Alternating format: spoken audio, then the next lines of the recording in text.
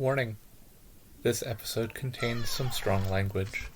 Listener discretion is advised.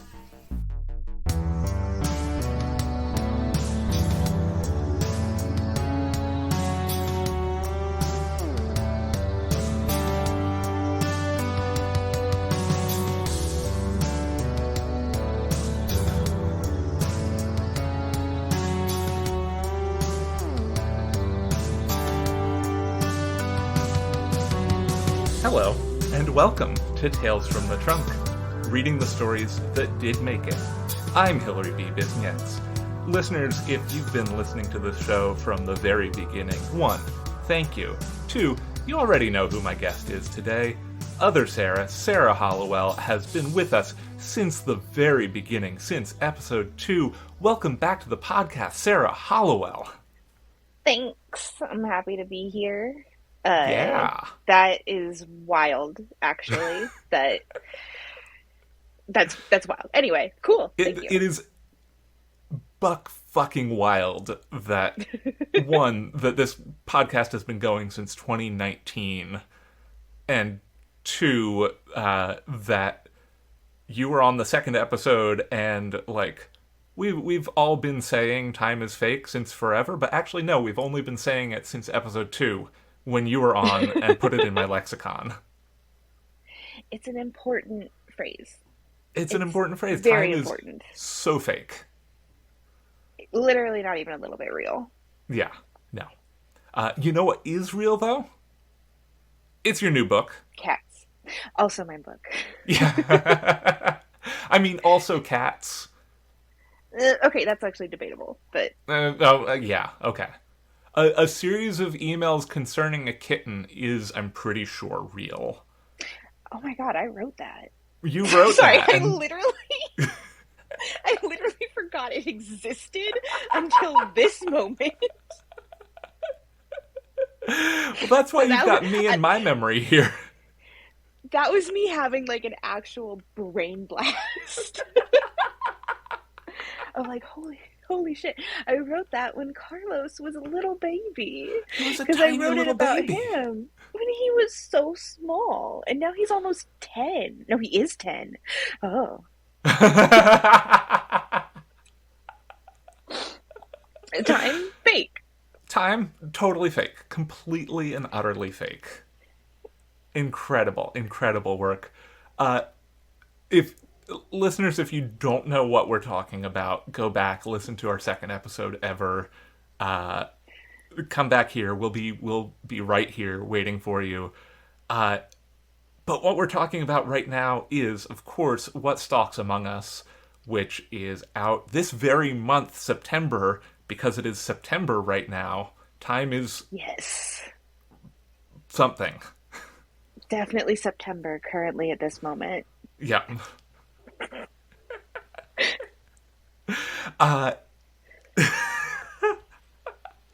Sarah, is there anything we need to know about this book before we get into this excerpt? It is a basically like creepy little love letter both to my high school self and to Indiana. My first book, A Dark and Starless Forest, is set in Indiana, but I don't think I ever like explicitly say it on the page. In this one, it's just all throughout it. It's just a lot about growing up as a teenager, being around corn. Really dove into like a lot of Indiana summer aesthetics, especially because I'm obsessed with them. And it's kind of just me being like, here's me wanting to show that Indiana is also magical, despite also being politically quite terrible. Mm-hmm. Yes. Not great. Mm-hmm. It is also very beautiful, and there's a lot of cool things here. And also, here's a way for me to explore all of my teenage trauma. So that's a fun time. It's a fun time. Fantastic. Well, I was going to say, I swear you said something about it being in Indiana in a dark and starless forest, but also that could have just been me projecting because I'm like, Sarah wrote it, it's about Indiana. I genuinely don't remember if it's in the book. I've said it in like on Twitter and in various interviews and stuff. I can even tell you what county it's set in Indiana. I don't know if I've ever said it in the book because I just can't remember because it is believable to me that the main character, because of circumstances, wouldn't know Mm-hmm. exactly where she is. So I don't remember if I said it. And that's writing, folks. That's writing, baby. I anymore I have to like take a minute to remember which one is the protagonist of which book. So Mm-hmm. Yeah. I have done multiple tweets talking about Derry where I go. Is that her name? I think that's her name. Pretty sure that's her name because I think I was on a Stephen King kick when I named her, to be Oh, yep, honest that with would make you. sense. Uh, I've been on a Well, mild Stephen King kick since I was like 8, but I mean, the solution here is listeners, if you see Sarah Hollowell in the wild, if you see her at events, anything like that, bring your copy of A Dark and Starless Forest up to her, and Sarah, you will write, "This book is set in Indiana" in the front of the cover, and then it says it in the book. then it says it Easy in the peasy. book and no one can ever argue with you. Yeah, I could probably just search on like my Kindle copy or something, but that sounds like effort. that sounds like a lot of work. Yeah. So I'm not going to be doing that. Yeah, no. No, instead we'll get into what stalks among us. Yes. This is from the very first chapter. The corn is the vibrant green of midsummer. The stalks Mm. tower above us, too high to see over, even if we jump.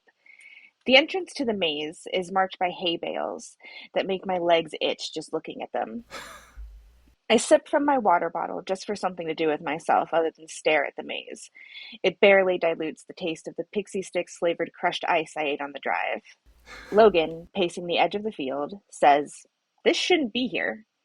"I know," I say. Like, really shouldn't. Like, I'd sooner believe it's a hologram. He reaches out one hand, but stops short of touching the corn. I'm not a farm kid or anything, but growing up in Indiana tends to mean absorbing some knowledge through osmosis. I know that corn mazes are for fall, when the corn is full grown. It's only May 2nd. Far as I know, this maze is impossible. It was a mark of true friendship that when Logan picked me up that morning, he took one look at my face and said, "You want to skip the field trip?" It wasn't just any field trip, it was the Kings Island trip. It was the theme park shaped prize we all got for surviving AP Physics. Everyone looked forward to it all year. Everyone except me. I am the only one in the class fat enough to have to worry about if I'd fit on the rides. I've been to a theme park all of once, and it included slinking back through the line of a roller coaster after the bar wouldn't close over my stomach. I can know it's not my fault that the ride wasn't built with people like me in mind, or that the walk back through the line shouldn't be embarrassing because I didn't do anything wrong. I existed while fat. That's it. I can know all of that and still not want to do it again. I can Mm. still worry about being perceived as Logan's fat friend who holds him back. Ever since my parents signed the permission slip, I'd been imagining that terrible walk back through the line. Would Logan avert his eyes and pretend not to know me? Bree and Gracie were in our class, so they'd be there. Would they stare at me and think, "Thank God we got out of that friendship"? "We can't," I responded, gripping the straps of my messenger bag a little too tight. "Miss it. I mean, we can't miss the trip." "Sadie, do you really want to go?" I kept my eyes on the dashboard, unblinking, but I could feel Logan watching me. I thought, "Tell him, be open, show him you trust him." If I did that, our friendship, only as old as the school year, could grow and solidify. As usual, the words just wouldn't come out.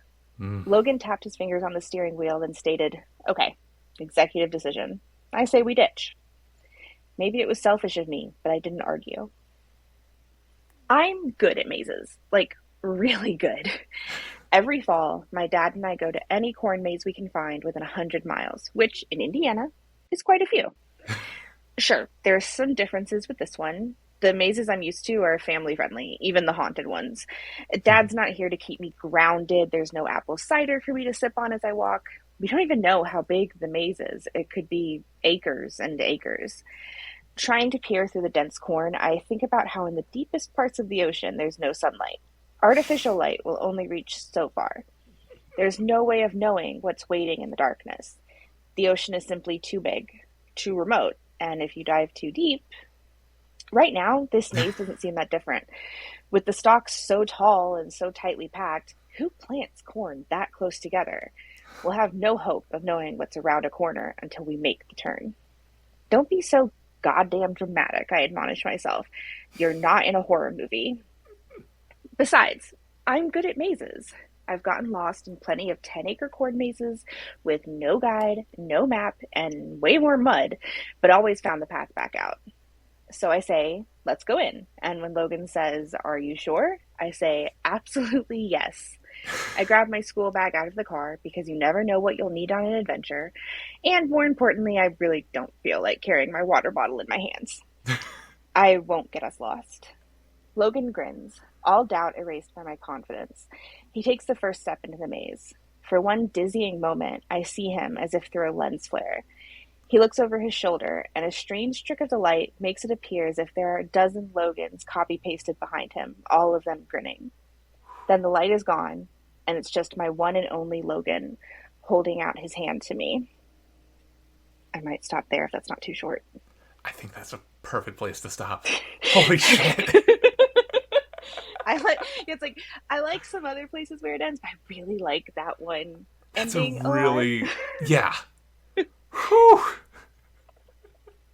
I Also, love that just chapter. like incredibly on your bullshit the whole way through, but especially like all of a sudden we're talking about how the ocean is terrifying Oh yeah, in a yeah. Sarah Hollowell book. Couldn't be. It's I don't talk about the ocean ever. I've No, never heard you talk about the ocean. I don't even know what an ocean is. me neither. I've never heard of it. I'm pretty sure that's where billionaires go to explode. Implode. One of those things. As long as they go plode and it's not in our sight, They it's fine. yes. Um, this is of course Tales from the Trunk. We've known this since what I started recording episodes for this in February of 2019. Time is fake, who knows? But we know that this is Tales from the Trunk. And so I have to ask, are there any bits of this book that, for whatever reason, just didn't make it in that you're just super sad about and want our listeners to know what they're missing out on?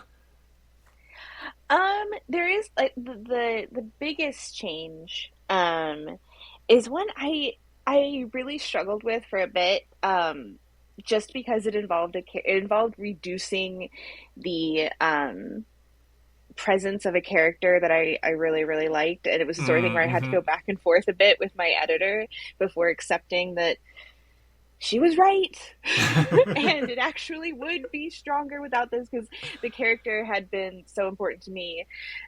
She's still in the book. It's you will meet her. It's Sadie's cousin Ariel. Mm-hmm. But in the original version of the book, she had a much larger role. Um, Mm. uh, it the book deals a lot with abuse dynamics, and Mm-hmm. I really wanted to come at them from a lot of different angles. And Sadie originally had a cousin Ariel who was killed by her boyfriend, Mm-hmm. which was very sad, Right. and was something that obviously like weighed on Sadie and was kind of my way of exploring like because Sadie blamed herself in a lot of ways because she originally had responded to Ariel being in this relationship with like a tough love sort of thing that she Mm-hmm. thought you were supposed to do. And also not recognizing how her own relationship at the time was not good. um, Uh-huh.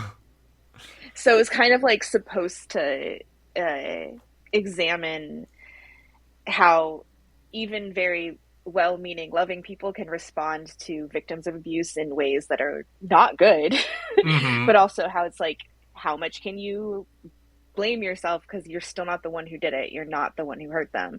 So it's like it was a whole thing. And ultimately that got taken out because I actually explore those same dynamics in different ways in the book that we kind of punched up instead. And Mm-hmm. Ariel is still there playing a different role in Sadie's life, and also being alive. So Cool. I guess Sadie, spoiler, Sadie's alive, or Ariel's alive. Um well, the whole thing is they keep finding their own dead bodies in the maze. Mm-hmm. So Sadie's alive? Uh-huh. Question mark. Schrodinger's Ariel, if you will. Yes, exactly, exactly. Or someone, I don't know. Listen, but that's I think that's the part that changed the most. That I was like, man, Yeah. I loved their relationship, and I had like I had a bunch of scenes that I just really liked from that. Mm-hmm. Because Ariel was also kind of supposed to be this like person who had helped Sadie uh, hate herself less, basically, and like Mm-hmm. find like fat positivity and things like that. That, if I'm honest, can't remember if that's actually still in the book right now. That part might still be in there a little bit, but I know it's a much smaller Right. part if it is. Um, like went through a lot of revisions, don't know what's real anymore when you get Mm-hmm. down to that level. Yeah. The In larger addition to plot, I time, remember. books are also fake. Books are completely fake. They are nothing. As soon as I turn a book in, I forget it. It doesn't exist anymore. I'm done. Yeah. I mean, see also several emails concerning Kitten. Yes. Yes. Doesn't exist. Doesn't exist. I forgot it. Yeah. Completely forgot it existed. Uh, It's. I know some that's a lot of writers do that. There's also I Mm-hmm. think an element of my ADHD where I'm like the project's done.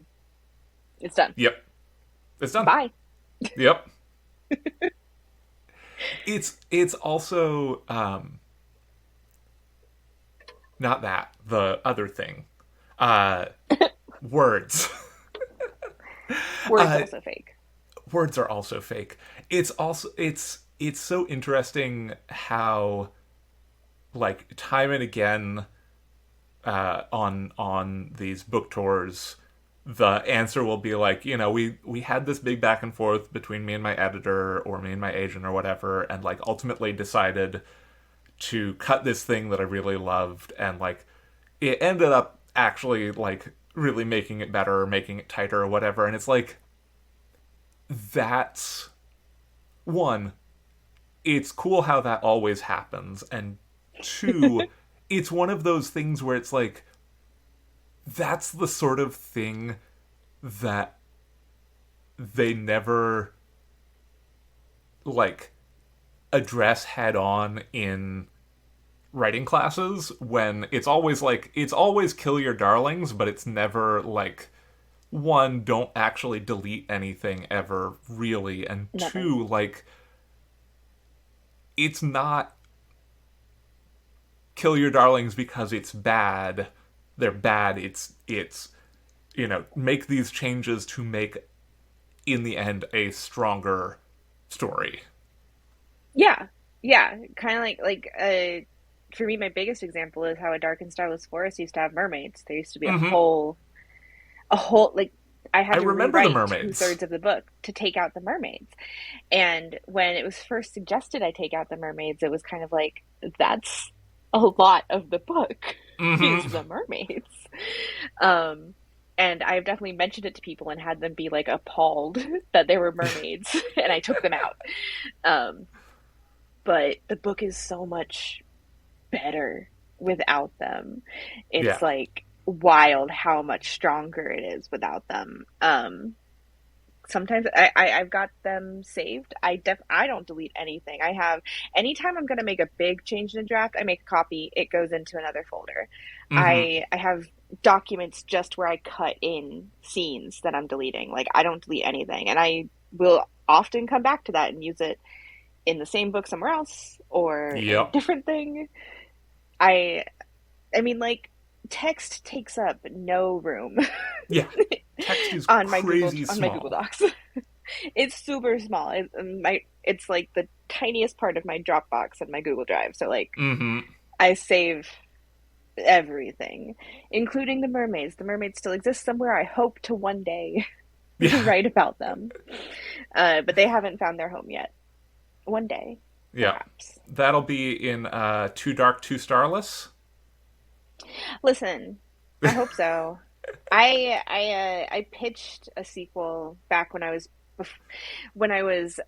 basically just trying to sell my next book to them, Right. and what ended up being What Stalks Among Us. I pitched a sequel for A Dark and Starless Forest they weren't into, but perhaps one day Yeah.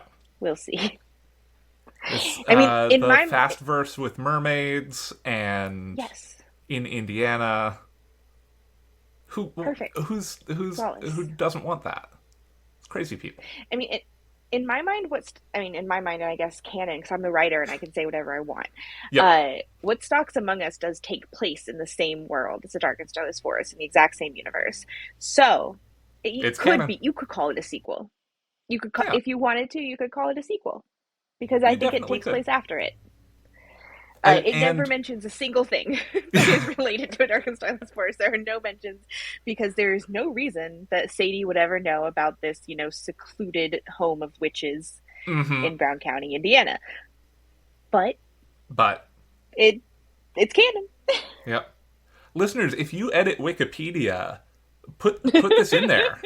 It's canon now. Sarah Hollowell said on Tales from the Trunk that it's canon. 100%. 100%. Um, so, this is Tales from the Trunk, obviously, but we're talking about this book that does exist because, despite what we said, books are real, and you can buy this book. You can pre-order this book right now and put it in your hands shortly, later this month, because it is September. Yes, Uh, I've heard that about this month. yeah, people keep saying that it's September now. Weird. Weird. I can't Are believe I've there? already watched All In, AEW All In, the pay-per-view that happened in August on the Mm-hmm. 27th. And I have at this point already turned 33. It's Yep. weird. Also done that. That all happened in Happy August. birthday. Thank you. Belated. Belatedly, yes, of course. Not pre. I feel like I should just insert a weirdly specific like AEW All In prediction here and just Oh, you should. don't. Absolutely. I can't remember a single match that's happening. Uh, Adam Cole and MJF are still best friends. They're still best friends, and no one can ever tell me that they're not going to be best friends forever. This Mm-hmm. match is not going to ruin that. They're No. best friends. Triple H is going to show up and put the SmackDown on Roman Reigns. That's my prediction. That would be insane. Completely different companies. I know. Well, I did not know, but I guessed. I was pretty sure. Ultimate Forbidden Door WWE AEW crossover. I mean, I would die. Yeah, So that would we be agree. incredible. But my universe would be fine because I don't watch the wrestling. But all my friends' universes who do watch the wrestling would collapse into a singularity. There would be a lot to deal with if WWE and AEW actually did some kind of crossover. That would be a lot That would be to incredible. handle. Do- this is neither here nor there, but does fanfic about wrestling count as RPF? I asked this on Blue Sky a few weeks ago because I can't remember. I was watching this great. Oh my god, it was actually a really really great YouTube video. and I'll just like shout it out. It's by this YouTuber, Super Eye Patch Wolf, about the unreality of professional wrestling, Oh, and it nice. explores the ways that pro wrestling kind of like blurs that line between real Hmm. life and the performance, especially ever since they kind of abandoned actually trying to convince everyone that it was Right, yeah. 100% real. um, and The he shift in the talks kayfabe about between when we were kids and now is wild. it's incredible. It's so beautiful because like I honestly became I'd always like people always like talk about wrestling being fake, and I didn't watch it until I started watching like 3 years ago, and honestly I became 1 million times more interested in wrestling when I learned that this is just theater kids fighting. Yeah. This is just theater kids fighting doing shows. It's so great. It's so like the stories are so cool. But in this video, he talked about fan fiction about this faction from WWE called the Shield, Hmm. and I was like, I understand why this fan fiction exists because it's these three guys who are like best friends. It's the internet. They're gonna have Yep. sex, but what is that? Because like I don't think it had like Roman Reigns was there. I don't think that's his even his real name. Hmm. Dean Ambrose is now John Moxley, and John Moxley might be his real name. I don't remember, but Dean Ambrose I think isn't his real name. I can't remember the other guy right now. Seth Rollins. I don't know if that's his real name, but Who could say? they are not themselves when Hmm. they're in the ring. They may be heightened versions of themselves and everything. Like there may be some reality in it, but they're not themselves. So Right. what does it all mean?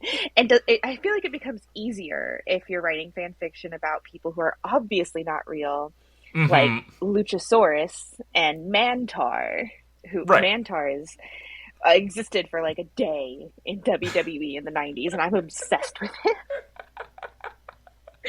I'm obsessed. It's beautiful. It's perfect. That that I think is more clearly fan fiction. Hmm. But when it's just a dude, Yeah. I don't know. Anyway, I asked this on Blue Sky, and there were some differing opinions. Uh, and I still don't really know the answer. I think for me, probably it does count, and it would kind of make me go, ugh, I don't want to. It Yeah. makes me feel a little squicky. But I But also the just don't like beautiful real thing person fan is, fiction. just because we don't do RPF doesn't mean that it makes people morally repugnant if they do Yeah, enjoy reading or writing RPF, yeah, because it's not my business. that is just like a discourse that we do not need to engage in or Oh my even god, I yeah. I have no interest in ever at any point engaging in any kind of fandom discourse anywhere. No, Please let I us just have no never. interest. Yeah. I have It's nothing to say. nope. Lips are sealed. Fandom shall be as it is. Yeah. Um I don't know. I don't actually know if I asked the question or not, but the question I was eventually Oh, going to ask was: yeah. are there any parts of this book, without giving too much away, obviously, that you're just so excited for people to? Oh, that's yeah, because it's September, and so obviously AEW thing has already happened. Yes. Yeah, We got that there. We yeah, got we got back to there. it. Are That there was are my there any bad. parts of this book that you're just super excited for people to get to? I am like I am both very excited and very nervous in weirdly different ways about there's a lot more body horror in this one. But it's so weird. I'm so excited for people to get to it because what I have in there I really like and I Hmm. think is really upsetting. But I'm also like, but it's not like that extreme. So like, will my horror friends read it and be like, yeah, that was fine. Hmm. Good first try. But I have a few friends who are not horror people who read my Mm-hmm. stuff anyway, and I am so excited to start getting texts from them, Mm-hmm. just like getting very mad at me because where A Dark and Starless Forest is like horror adjacent, it like has spooky parts in it, but I wouldn't call it Mm-hmm. horror. Other people do, and I accept that. Um, what Stalks Among Us was written to be horror. it Right. was Yeah. it was written to be scary. My editor has said more than once that she had to read it during the day only. Um, she's also not like a huge horror person, but that's kind of like, if I'm honest, that's like my favorite demographic Mm-hmm. is easily scared people, because that's how I am. Like, I consume a lot of horror and I write horror, but I am so easily scared. It Mm-hmm. takes so little to Yep. scare me and have me like sleeping with the lights on, which is why horror is fun for me. Uh-huh. It's why it works. I consume horror to be scared and not feel other things. Mm-hmm. I can be scared of the Tooth Fairy lady from Darkness Falls instead of climate change. Right. Yeah. Absolutely. But yeah, I'm excited for people to get to the body horror. I didn't realize it until way later that it is kind of just like a heightened version of some things from A Dark and Starless Forest that I won't describe just because I think it does get a little spoilery, but Right. I'm excited for people to get there because there were some parts that I wrote that kind of made me squeamish, which I hope is a good sign. I hope Mm-hmm. is a fun sign. Yeah. Yeah, Yes. I was what you're saying about like the body horror being like I don't know if this is going to be like hit as well for the like horror heads just made me think of like Yeah. the in Sarah Gailey's Just Like Home, uh deeply deeply scary book. Oh my god. There's But like the immediately body horror so many parts. things in it are like somehow the least upsetting. And yet still so I immediately thought of a that book got me. A That book book got me. I could not read that in anything but broad daylight. Oh my god, because it would also like the horror would just sneak up on you, not in a jump scare way, just in a way where you Mm-hmm. think you're reading a scene, and then you're like, "Oh god, where am I?"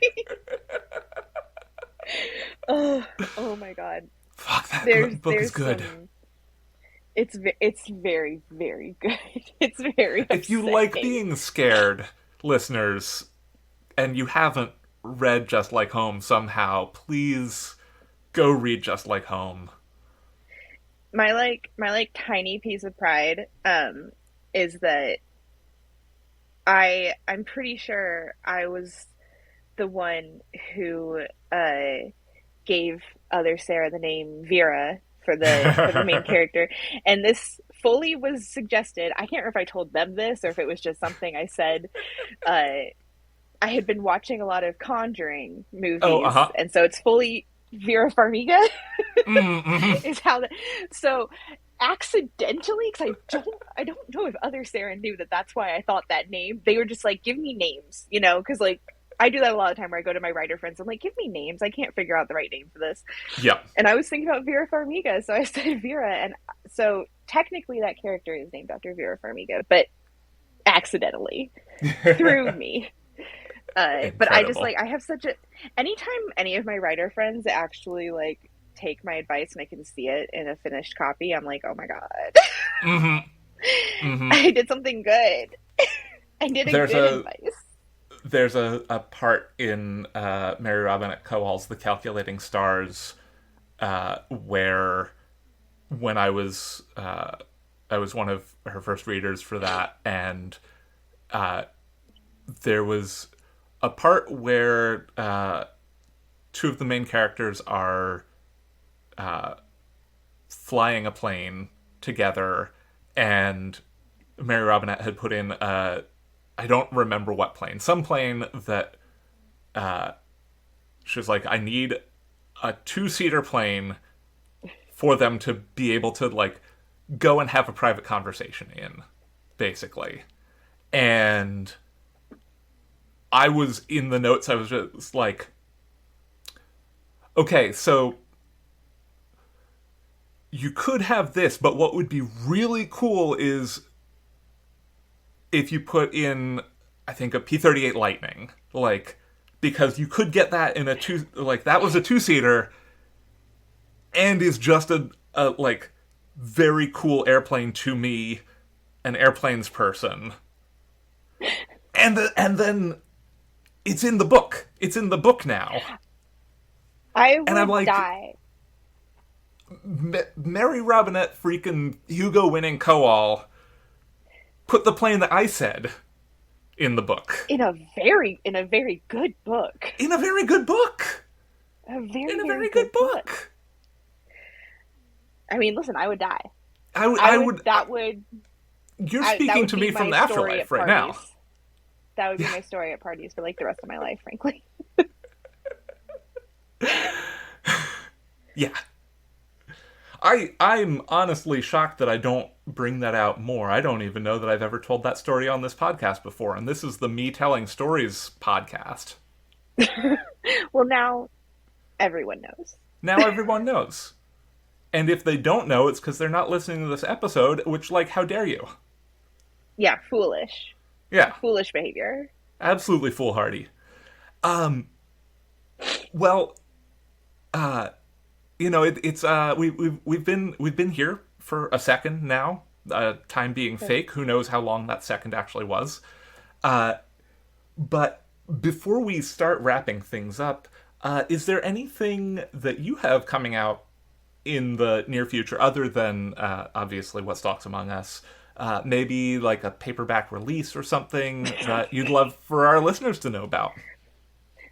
Weirdly, a Dark and Starless Forest paperback version is actually coming out on the exact same day as What Bizarre. Stalks Among Us, which is wild.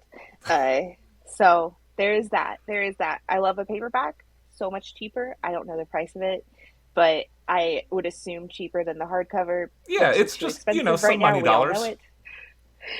Paperbacks are great. I am Yeah. fully in favor of you buying the paperback. I mean, buy the hardcover if you want to, but also like I went to go buy a hardcover recently that I didn't end up buying because it was $28.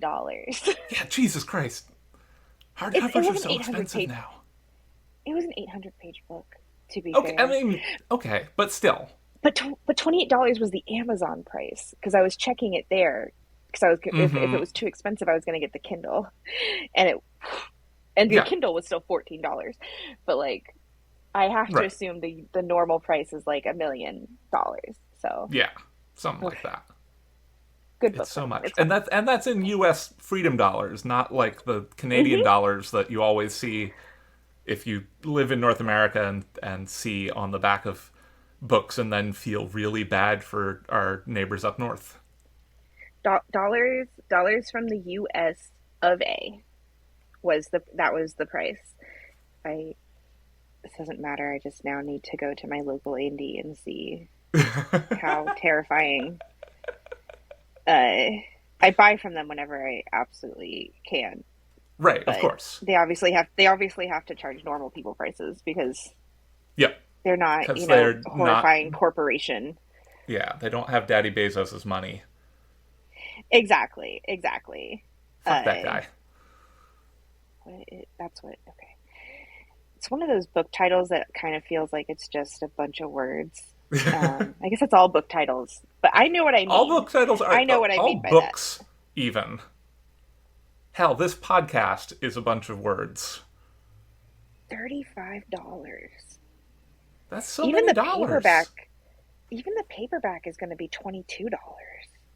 That's so much. Anyway, hopefully, a Dark and Starless Forest paperback is much cheaper because it is not 800 pages. It's Yes, fewer pages. it's Pretty fewer short pages book. than that. Yeah, good book. Uh, You should buy it, listeners, if you haven't already. I will also. I don't know when in September. It may be happening right now, or it may be soon. I don't know. Who could I say? have a story in the September issue of Apex. Oh, So fantastic. you can Love go that for you. read you can go read my weird, sad traffic jam story. my, Weirdly, about weird, sad millennials. incredible. Weirdly, not the first time I will have read a weird, sad traffic jam story in a science fiction venue either. They're an important subgenre. Yeah. Um. uh, So semi finally, uh, and I know that we have been talking about things we like a lot already because this is the Yes, things we like podcast. But indeed. is there anything that you've been particularly enjoying in the broader media landscape that you'd love for our listeners to check out, whether it's extremely niche or extremely basic? Yeah, I mean, the books I've been reading lately have definitely been more like the kind of books where people go, "You hadn't read that yet?"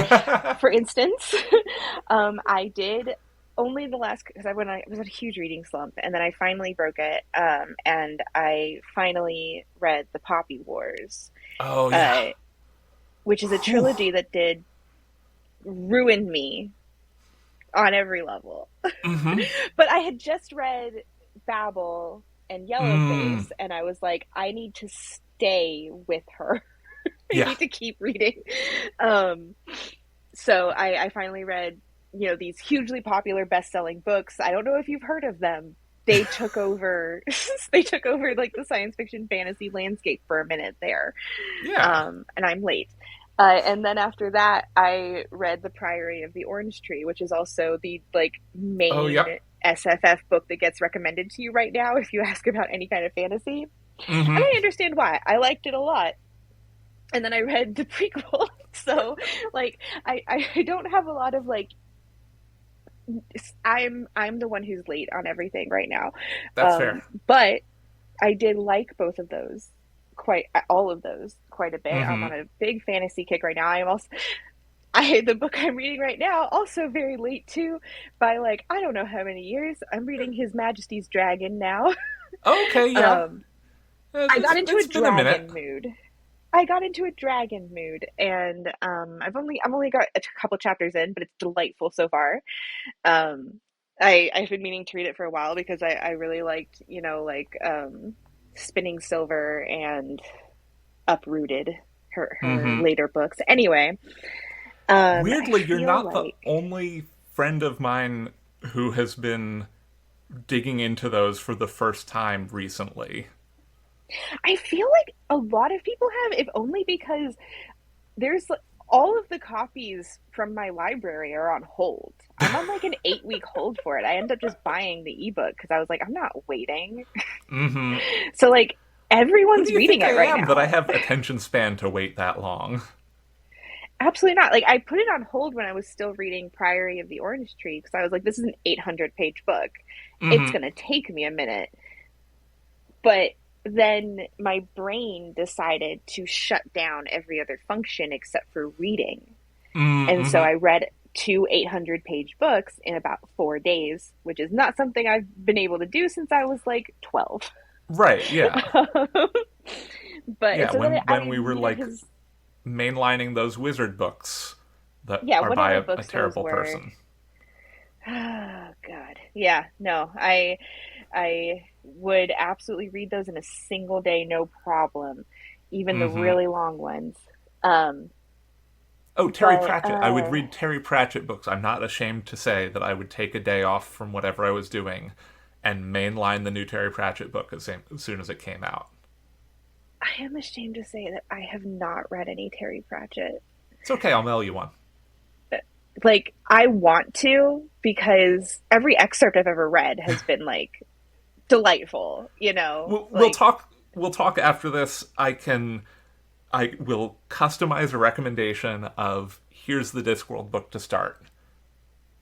please, This is please do because it's huge. There's so many, and I don't know what to do. Um, the only other thing I can think of to recommend right now is also not like that obscure. Uh, Ian and I, my partner and I, are rewatching Regular Show for about the Oh, millionth yep. time. And Regular Show, I think everyone should watch, both because it's the funniest thing I've ever watched in my whole life personally. It makes me laugh out loud almost every single episode. But also because, in my opinion, it's one of the few shows that really nails its finale. The finale is very good. You don't see that a lot in TV Yeah. shows, especially ones that go up to like up or over 5 seasons. And Mm-hmm. Regular Show nails it. Everyone should go watch it. That's a If good if you cartoon. want one to if you want one to start with, I would either start with the Labyrinth parody episode, which I would have to find which one that is, or there's one that I think is called I'm Excellent, as in eggs, the food, and that episode murders me. I can't. It has so many things in it that are maybe very specifically tailored to my sense of humor, Right, yeah, as one hopes sometimes. but it's very, very good. Everything else I've been consuming is like a lot of YouTube, a lot of just random Some Tears of the YouTube. Kingdom, Uh, a couple Tears hours of of the that. Kingdom. I actually, I haven't beaten it yet because I like. You ever have something that you do every single day and then something interrupts it for 3 days and then you're like, Hmm. okay, And so now I I'm haven't never going played to it do in this like again. I haven't played it in like 2 months and it's kind of sad actually. I just haven't beaten it yet because it's the infinite fucking around engine for me, and like, why would I do story when I could be fucking around? See, my thing is, I want to beat it because I'm really invested in the story and I want to know how it ends. But I Hmm. know myself, and I do know that the moment I beat the story, no matter how much I have left in the game, my brain will go, "Oh, you finished it. Okay, Hmm. we're done now." And I 100% completed Breath of the Wild, so like, including every Korok seed. So I Hmm. want to do that here, but there Right. are I got every shrine and light root, so like that's Yeah. something. And Yeah. also now I'm just way too strong because I set my Switch to never automatically update, so I still have the duplication glitch. um, Incredible. and I got really good at killing Gleox, so Oh, I wow. feel too powerful now. I feel too strong now. I went into Yep. I've killed like every King Gleoc. Like it's not a problem anymore. I Um, I still turn around and run away from those. I mean, they're terrifying, but they're so fun to fight once you get it down. Uh, oh, a video game I would recommend that not everyone in the world has played, but that actually had an influence on what stalks among us. So you see, thematically relevant, Oh, excellent. is the game Oxenfree, which recently had its sequel Oxenfree 2 come out, Oh, which was nice. very good. I really, really liked it. It did the thing I love in like sequels where it's like it's the same kind of vibe, but they have a new twist on it and they also have little quality of life things that you maybe wouldn't think about if you hadn't played Oxenfree a bunch, but I Hmm. have. So Right, I notice when they're like like Tears of the Kingdom. exactly, exactly. But Oxenfree and Oxenfree 2 are both just like super spooky little games that you can play in just a few hours. I don't know about Oxenfree 2. I don't think it's the same, but Oxenfree is a game that you can keep playing and the game will change with each playthrough. Oh, And you can make love that. new choices that will like change the dialogue and like change how things work. So, uh there's not a lot of like direct correlation between it and what stalks among us, but the vibes. I played it for the first time while I was drafting or revising one of those, Mm-hmm. so the vibes definitely got shoved in there because I'm obsessed with it. It's Right. so good. I am a huge advocate for just very short, very good games. The other And I game mean, that this is a vibes weirdly based economy. it is. The other game that this is but that inspired what stalks among us in a way that I cannot articulate to a single other human person because it doesn't make sense. There's nothing clearly in common. Is the Return of the Obra Dinn, Oh, which I can see that. I can see that. it's that game is so good. If you've never played it, you absolutely must immediately. It's gorgeous and impeccable. I need that man to make another game. Um, yeah, I guess that's my thing on video games. The only other video game thing I do is once a week I Google Silk Song release date, and every week I cry. Yep. Me with Hades 2 release date. Don't even talk about it. I was having a conversation semi recently where I said that for some reason I had gotten the impression that Hades 2 was coming out this month, September of 2023. I don't know why. I don't know what gave me that impression. Everybody cried and then disabused me of that notion, but I, I know why. I know why. Because I had the same thought about, I didn't think September specifically, but it's because they said when it was announced that it would be in like the early release around now in 2023. It okay. would do its like, because it's doing the same early release thing Hades did. Mm-hmm. So it, I don't think it has. I wouldn't know because Right. I don't know how early release things work. I don't know what that means. I only play things on my Switch. Me That's the only too. place I play video games. I got two Switches because I wanted a second Animal Crossing island. Reasonable. And I have a 3DS. So Yeah, this is Ian has an Xbox. One of them. one of I them. don't. Who knows? One of the newer ones. I think. I've never touched it because Yeah, I'm confused. It's I I've don't. got a Switch. I've got an original Wii. I've got Me a too. Somewhere. PlayStation 2. I've got all my GameCube games that I can play on the Wii because you can play all your GameCube games on the Wii Yeah, I have the and a exact Game same Boy. consoles. Yeah, I have the same ones. I actually have a GameCube too. It's somewhere buried amongst all our boxes and stuff, but I do technically have one. Yeah. I'm a Nintendo girl because I'm very simple. I Yep. I like my Zelda. I like my Mm-hmm. Animal Crossing. Yep. Yep. The reason I buy Nintendo consoles is when they announce a Zelda game for them. That's That a good is reason. like I didn't buy a Wii U because they didn't have a Zelda game on it until like Breath of the Wild technically, but like that's a Switch game. Also We because know it's a Switch game. the Wii U was a very confusing console. I never had It one. was. I didn't understand it conceptually on any level, and the Wii is not a great console. No, it's a fun console, but it's not a great console. I never got past the part of Skyward Sword where you leave the Sky Island because you have to do that really specific like Skyward Sword motion with the Wiimote, and I Oh couldn't my get it to god. register. Fucking game. So I just never, that's like the only modern like Zelda game that I never got any farther. Also, I don't like to look at it. Yeah. I don't like the graphics in The that new one. game plus the final boss is bad and hard because it's based entirely on motion control bullshit. The Oh God.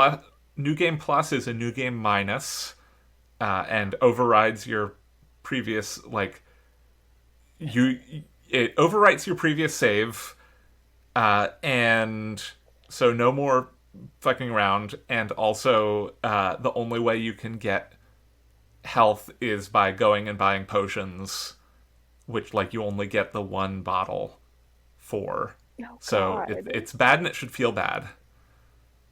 I Yeah, did no, eventually I don't beat like it, that. but like I don't like that. no.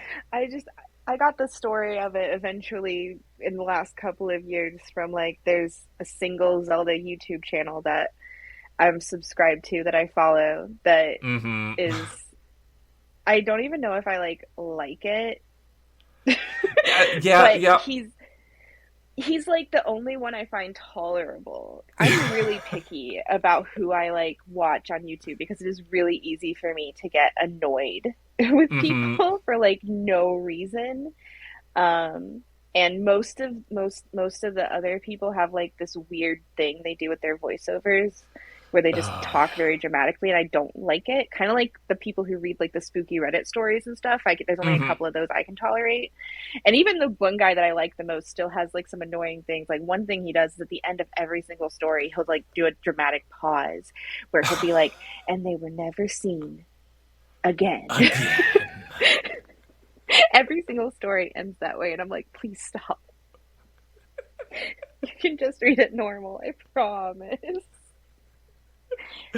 Anyway, Anyway, Sarah, it's been so much fun having you back on the show. Absolutely 100% will have you back in the future because, like, why wouldn't I? I run this show, I do exactly. what I want. Uh, That's a good reason. yeah, great reason. Also, you're fantastic. Thanks. Before we get going, and I know this is a loaded ass question because it is Oh, September God. of 2023, where can our listeners find you elsewhere if they want to? Oh, that is a loaded question because who knows what exists right now, huh? Uh Uh, huh.